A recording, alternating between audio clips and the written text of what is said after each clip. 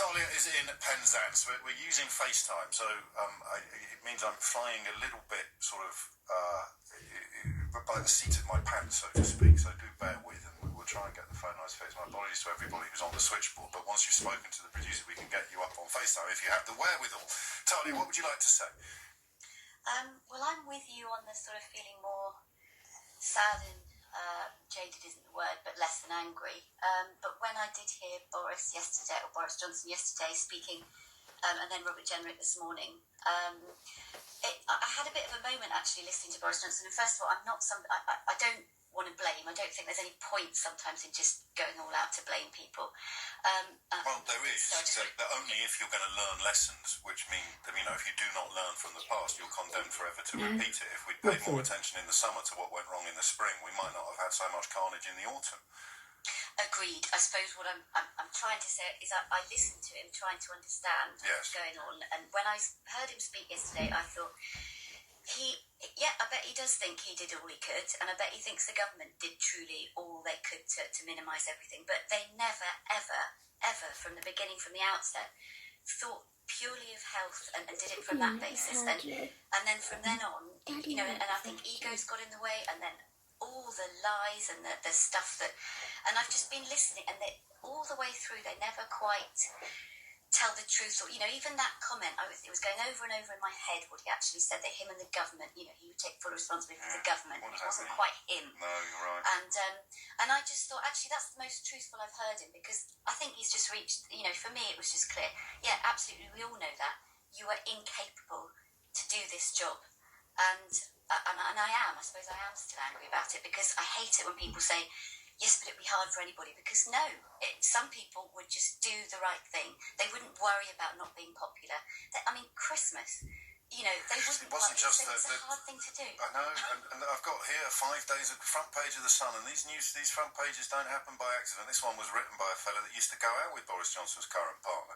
Families could be allowed 5 days together to enjoy get-togethers over Christmas. Health chiefs are looking at the idea. 5 days of Christmas, a whopping great bauble on the front page of the Sun. All of UK to come together.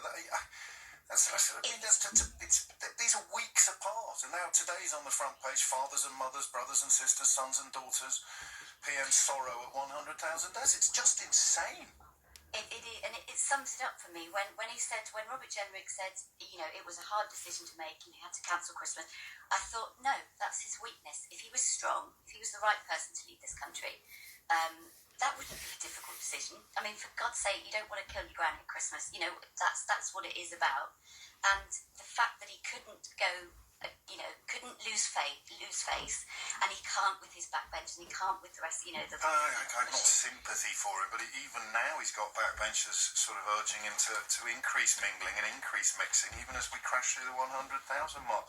I think the reason I'm having a bleak day today, and I'm very conscious that this is not there's no way to present a radio programme indefinitely, but the reason I'm having such a bleak day, Talia, is because he's going to get away with it.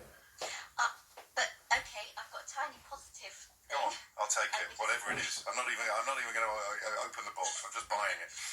Okay, well, I'm with you on the media, and I do not get it, and that's why I wanted to say I'm not just an anti-Boris, or an anti-Tory. I'm just anti-certain people and certain ways of doing things.